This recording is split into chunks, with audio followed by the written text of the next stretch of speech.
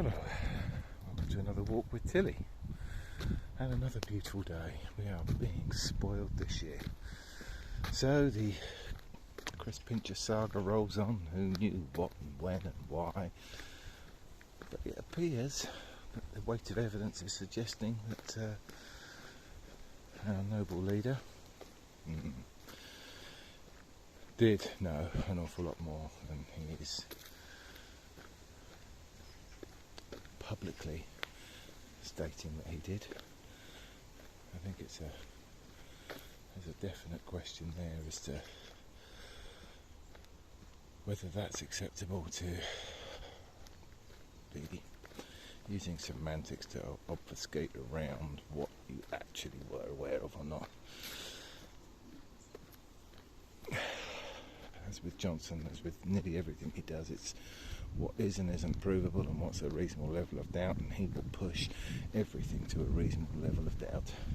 We can't know whether he listened to those meetings with the senior civil servant who has come out to say that he was briefed on the concerns about Mr. Pincher. I think that would suggest that maintaining plausible deniability is almost impossible. It's ridiculous. It's just to the... And now he's got Dominic Raab out claiming that he knew nothing. Well, I think you're free to believe that if you choose. But I think you'd be classed as awfully naive. He was fully aware, I'm pretty sure. Unless the man is an absolute fool, which I don't think he is, among his faults, of the issues surrounding Chris Pincher. No one will even deny that he's called him Pincher by name and Pincher by nature. This is just, frankly, getting to the point of being ludicrous.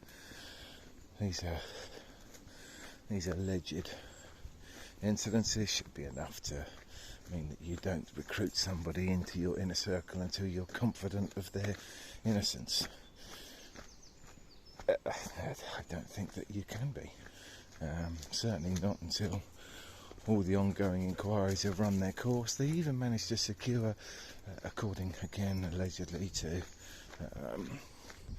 the senior civil servant at the Foreign Office, that they assured an agreement with him that he wouldn't do it again, which would imply that he accepted he did do it. It's just it's nuts. How long can we drag out this nonsense for? A decent individual would obviously have stood down to allow for representation of his constituents while this was going on. Certainly if there was any degree of validity to those arguments. I mean, God, he even said that he embarrassed himself by being really drunk. Well, whatever you describe that as, that's really a point where you should be standing down. So, this way, come on, good girl. Standing down and getting your issues dealt with and allowing someone else to step forward who can carry out that role. It's just another example of a government being affected negatively and unable to carry out what they should be doing because they are having to deal with the consistent and ongoing skip fire that is their lack of having done the job properly in the first place. I can't see how you can...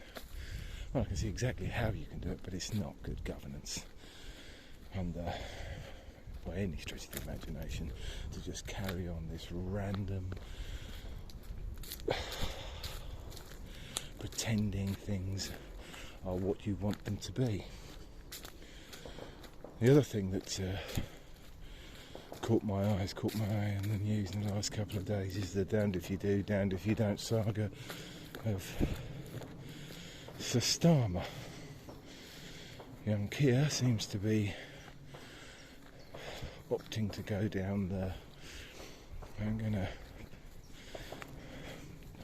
I think, try and tack a path of making it likely that I get elected by pretending that the effects of Brexit aren't happening, or I can do something towards making them less severe whilst not really detailing anything that they can do.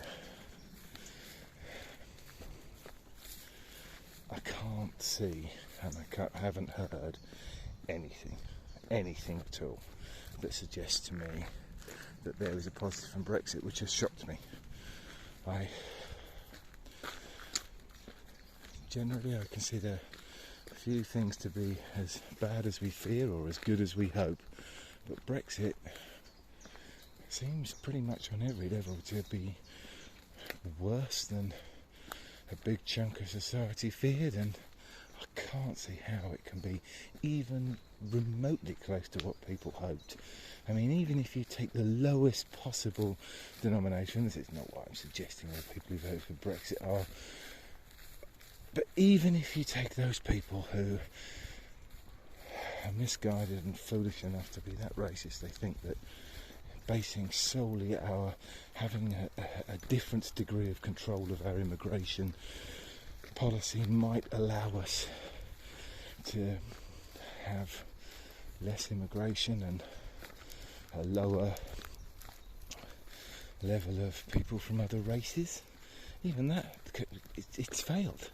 We've just increased the amount of immigration from other places. So even if you've got an aversion to a completely irrational and ludicrous aversion to black and brown people, why would you still be in favour of Brexit when you can see that what it's done is upped immigration from other corners of the earth, where there are more black and brown people? It just does, nothing makes any sense about this. There will be winners. I'm struggling to identify who.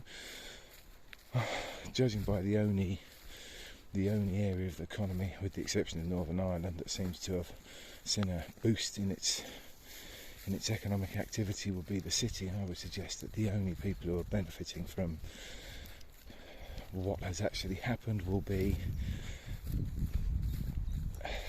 institutions that have an interest in trying to avoid the regulation that binds the rest of society. So possibly institutions that have an ability to increase their economic activity through reductions in regulation in the short term with the financial aspect. So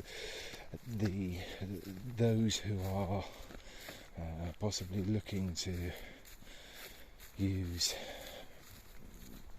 the financial systems that are in place to avoid or reduce taxation may be seeing a benefit. How that improves anyone's life who actually voted for Brexit, bar a tiny handful, like a 0.00001%, I have no idea. But then I don't think it probably does. The other financial benefits that may occur down the line are the bonfire of regulation and workers' rights, because I suppose if you are in a position where you are running large organisations that have international or even national scope, then not having to pay your workers so much or pay for the things that they rely on to survive day to day could be a benefit to a very small number of individuals, but it's small. Statistically it must be tiny. I suppose it's in their interest to keep pushing a narrative that it's good for everyone, but I just can't see now where any of this is. Nothing. Even the government's even unwilling to produce forecasting. The clown show that is Mr. Rees-Mogg was out busily last week trying to present a case